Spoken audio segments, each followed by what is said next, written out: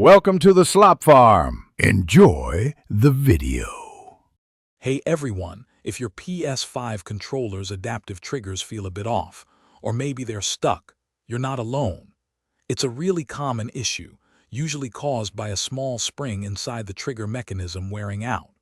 But don't worry, there's a straightforward fix, and we'll show you exactly how to get your controller back to perfect working order, step by step.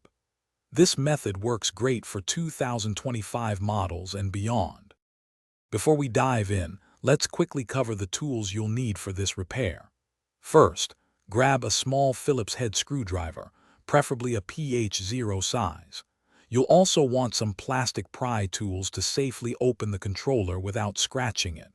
A pair of fine-point tweezers can be super helpful for handling tiny parts. Most importantly, make sure you have a replacement trigger spring kit ready. These are readily available online and usually include both springs for each trigger. Alright, let's start by safely disassembling your controller. Flip it over, and you'll see two small screws at the bottom near the trigger buttons. Carefully remove those first. Next, use your plastic pry tool to gently separate the black plastic covers from the main body, working your way around the edges.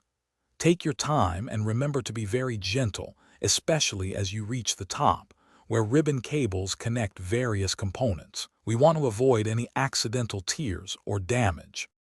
Now for the core of our fix, replacing that tiny trigger spring. Once you have the controller open, you'll clearly see the trigger mechanism. Look closely for the small, often broken or displaced, metal spring. Use your tweezers to carefully extract the old one. It might just fall right out.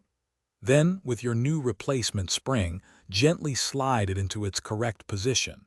Make sure it's firmly seated and functions smoothly, providing the proper tension when you press the trigger button down. With the new spring in place, it's time to put everything back together. Carefully reconnect any ribbon cables you may have detached, ensuring they are secure. Then, align the outer shell pieces and gently snap them back together, applying even pressure. Once the shell is closed, reinsert and tighten those two small screws you removed earlier. Finally, connect your controller to your PlayStation 5, open a game, and give those triggers a thorough test to ensure they are feeling brand new again. Thanks for watching. Consider subscribing if we helped you today.